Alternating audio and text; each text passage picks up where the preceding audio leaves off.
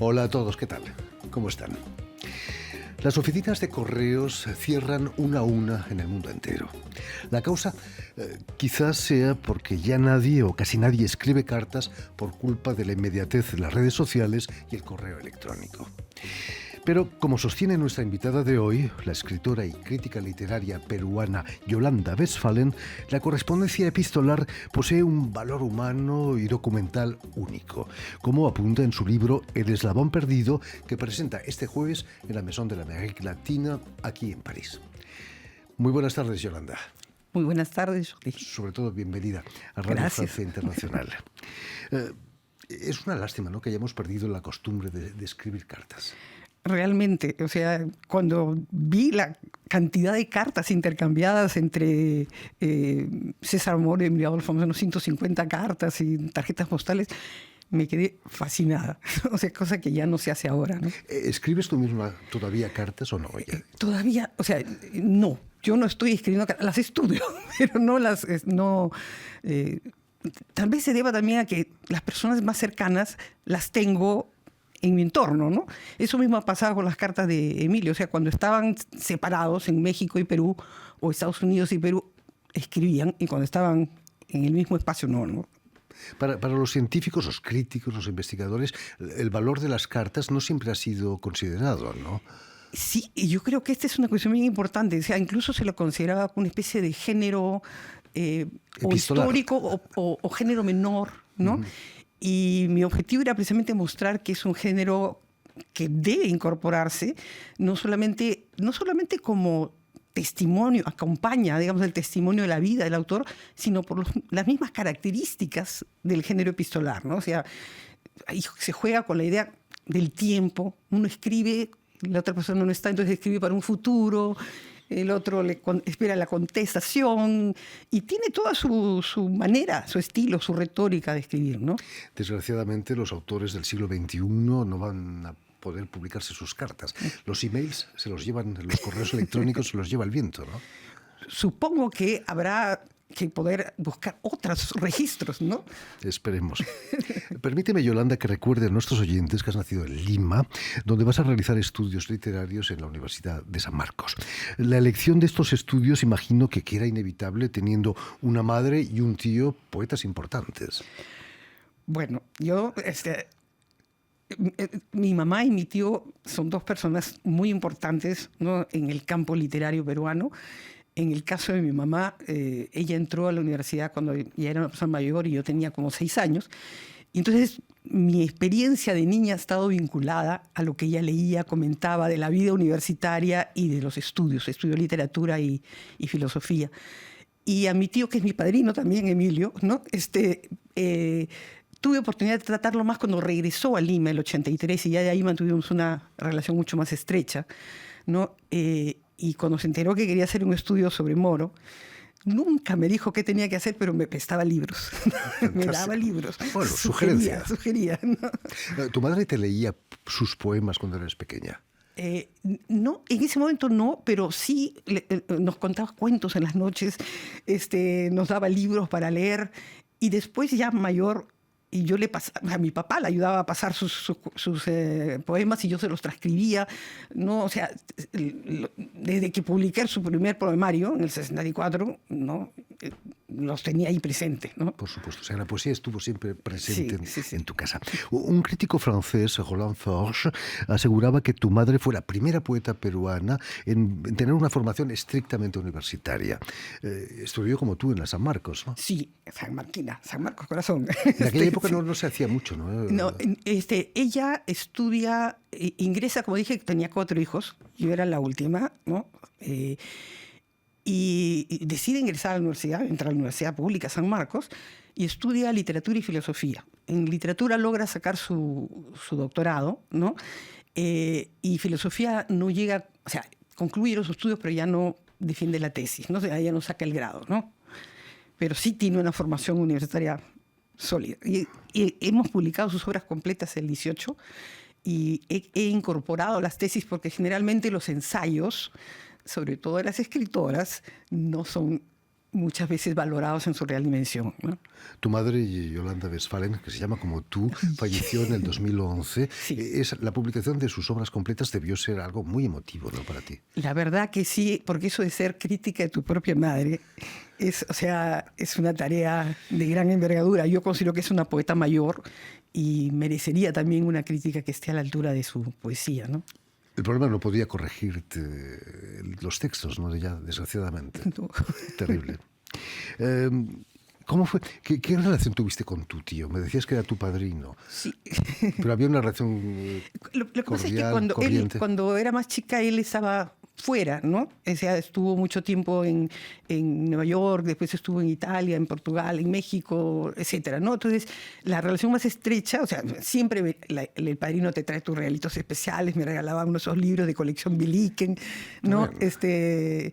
Pero, que eran clásicos generalmente, pero digamos, la relación más cercana, más estrecha fue ya cuando regresa a Lima y se queda mucho más tiempo, ¿no? Además eras la Benjamina, ¿no?, de la familia, la pequeña.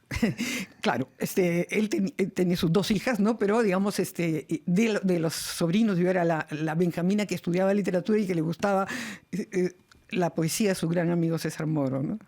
Yolanda, ¿estos antecedentes familiares te ayudaron o fueron un peso para tus estudios ahí en la San Marcos? Porque todo el mundo conocía a tu madre en la San Marcos.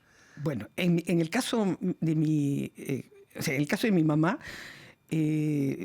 bueno, hay toda una tradición poética. Yo creo que por eso me decanté por la crítica, por otros rubros, digamos, ¿no? Porque hay demasiados poetas en la familia. Y sí, la desventaja que trae es que nos confunden. Entonces tú entras a las bibliotecas y ponen textos que son míos como de mi mamá y viceversa, ¿no? De repente aparezco habiendo nacido en la fecha de nacimiento de mi mamá, ¿no? Entonces a ella le quitan años y a mí me los agregan, ¿no? Pero no debe ser fácil eso tampoco, ¿no? Pero creo que eso es parte también del trabajo crítico que hay que hacer para decantar las 2 voces, ¿no? Por supuesto. Vas a venir, Yolanda, a Francia a completar tus estudios con un doctorado de literatura iberoamericana en la Universidad de Toulouse. ¿Qué es lo que te empujó a venir a Francia? Bueno, yo hice mis estudios de maestría y doctorado primero en San Marcos, saqué mi maestría en San Marcos, pero digamos, hubo una situación familiar que me planteó la necesidad de venir a Francia. Me contabas que fue el fallecimiento de tu marido. Sí, murió mi esposo y mi hija se vino a estudiar a Francia. Entonces, ¿no? Yo conversé con Modesta Suárez, que fue mi asesora de tesis, que ella había hecho su tesis sobre la poesía Blanca Varela y mi mamá, y le conté mi proyecto, presenté el proyecto y la verdad que me demoré mucho porque en el camino murió mi mamá, murió mi suegra, estuve enferma, etc.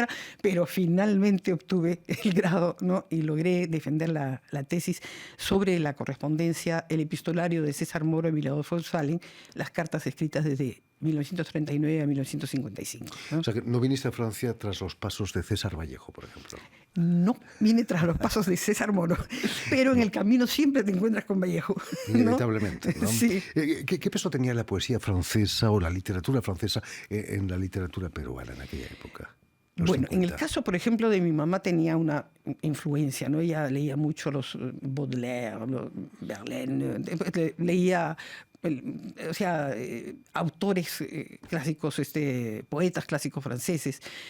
En el caso de los surrealistas es muy interesante la publicación que hace Moro, versiones del surrealismo en el que publica Reverdy, publica Breton, o sea, publica a las grandes figuras del surrealismo y esos textos son los que, bueno, la poesía de Moro, como la escribe en francés, no llegaba necesariamente a todo el mundo, pero la Tortuga Ecuestre circulaba como podríamos decir, en fotocopias y todo el mundo lo leía, y sus versiones del surrealismo nos acercaron a conocer autores surrealistas que no necesariamente eran de conocimiento de todos, ¿no? Y de rebote César Vallejo también nos acercaba a Francia, de cierto modo.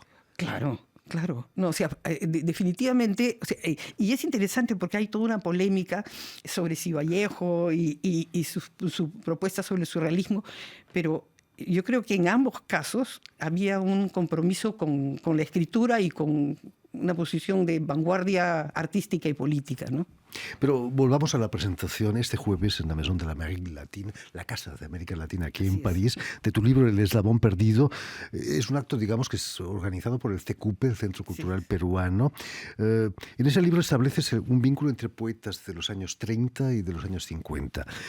Esos años se vieron marcados por crisis política internacional, pero también en Perú, ¿no? Totalmente. O sea, en los años... Yo le he llamado El Eslabón Perdido, porque siempre se ha discutido sobre el debate fundacional de la literatura de los años 20, Mariátegui y Amauta, y la generación del 50, y como que quedaba un vacío, ¿no? Y no se veía la continuidad de estas propuestas. Sobre todo porque en los años 30 hemos tenido, o sea, cae la dictadura de Leguía y viene Sánchez Cerro, que era de un partido fascista, ¿no?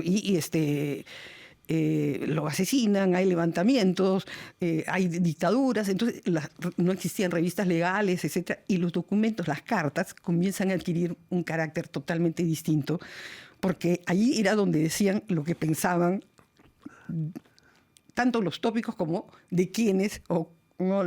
Una posición muy crítica sobre el propio campo literario de la época, ¿no? Algunos imagino que ya sabían que esas cartas tras su muerte iban a ser publicadas, ¿o no?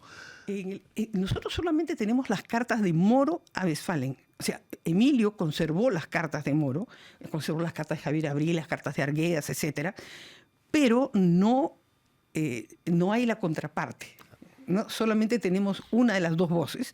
O sea, el eco de la otra voz está presente, pero parece que Moro se puso, de acuerdo a lo que decía Coiné, se puso de acuerdo con Remedios Varo, con Leonora Carrington, en que no querían, digamos, conservar esas cartas. No sé si esta afirmación es documentalmente seria. No seria, sino documentalmente cierta, más bien, ¿no? ¿Con qué sorpresa, Yolanda, te has encontrado leyendo cartas de Xavier Abril, José María Arguedas, Moro, Emilio Adolfo Westphalen? Muchas. Has leído cientos, imagino, ¿no? Sí, porque solo las de Moro y Westphalen son 150. Las de Arguedas son muy lindas porque tiene dos periodos. O sea, está en Sicuani en el 39 y le decía... Él enseñaba a sus alumnos y le contaba a Emilio que les hacía leer Eguren, García Lorca, Westphalen, y le decía, y para sorpresa, entiende tu poesía, pero no se aprende tu apellido. Le decía, ¿no? Y después, de Abril, todo el debate él estuvo muy cercano a Miguel Hernández, a Maruja Mayo, etcétera, a Vallejo, ¿no? Y entonces había en momentos en los que había toda esta discusión vanguardia artística política y que le decía de por qué no integras a la lucha, etcétera. Entonces habían conversaciones sumamente interesantes al respecto, ¿no? De visiones de qué es lo que significaba ser vanguardia. Ayer tuvimos precisamente con nosotros al escritor Rafael Dumet, que nos presentó su novela El espía del Inca, fantástica novela, y nos habló del peso de José María Arguedas en su trabajo. Arguedas fue en realidad un visionario, ¿no? Un adelantado en el reconocimiento de las culturas indígenas. De las culturas indígenas, y yo creo que las problemáticas que él plantea adelanta muchas de las cosas que están viviéndose ahora en Europa, ¿no? O sea, los problemas de la inmigración, los problemas de la transculturación, los problemas de los sustratos lingüísticos en las otras lenguas. O sea, lo que se veía como una cuestión totalmente local y, según algunos, arcaica, resultó siendo más bien, ¿no? Una capacidad de penetrar en problemáticas de profunda raigambre, ¿no? Y ser capaz de, ¿no? Anticipar problemas que ahora están planteándose, ¿no? La sociedad de su época no lo entendió. El hecho de clasificarlo como indigenista parece un insulto casi, ¿no? Claro, o sea, el problema era que no solamente que lo clasificaran de indigenista, sino porque no, hay escuelas y uno puede entenderlas. El problema es que los científicos sociales le decían que sus personajes no eran los verdaderos campesinos, ¿no? Y un gran debate que hay al respecto, ¿no? Pero era un mundo posible, eran mundos ficcionales en los que él estaba metiéndose a través, o sea, metiéndose en la cabeza de una serie de personajes que atravesaban esa compleja relación intercultural y sobre todo alrededor del quechua, ¿no? Sobre todo alrededor, no solamente como lengua, sino como cultura, como visión del mundo, etcétera, ¿no? ¿Ha cambiado la manera de ver a Arguedas en el siglo XXI? Bueno, hay tantos estudios sobre Arguedas. Ahora, además se conoce múltiples Arguedas. Hay correspondencias de Arguedas, hay estudios sobre... y ya no se atreven a decir que no era el campesino granero, digamos, ¿no? Pero creo que sigue siendo como una especie de epítome, ¿no? De lo que se llaman esta visión multicultural, ¿no? Multiétnica, multicultural, de esta visión de la heterogeneidad que caracteriza. Entonces, todas las sangres creo que en cierta medida epitomiza esa concepción, ¿no? En fin, pues ya lo saben, tienen una cita este jueves aquí en París, en la Maison de l'Amérique Latine, la Casa de América Latina, para el encuentro con Yolanda Westphalen, que servirá de presentación de su libro El Eslabón Perdido. Muchísimas gracias, Yolanda, por haber estado con nosotros. Gracias a ti. Bienvenida de nuevo a Francia. Permíteme también que dé las gracias a Steven Hesley y a Stéphane Defossé, quienes han ocupado hoy de la realización del programa, y también saludar a nuestros telespectadores, porque también los tenemos que nos siguen en toda América Latina, en Lima, estoy seguro que también, gracias a la cadena Unión Continental Latinoamérica y una red que se llama TAL, que reúne televisoras públicas y universitarias de toda América Latina. Yo quisiera saludar a Yolanda Rigaud, que es del Secupe, mi tocaya, y bueno, como siempre, al Fondo Editorial de San Marcos, que fue el que permitió que pudiera publicar mi libro. Le mandamos un saludo desde aquí a Yolanda. Muchas gracias. Y a ustedes, muchísimas gracias por su atención y les damos cita para una nueva edición de El Invitado de Radio Francia Internacional.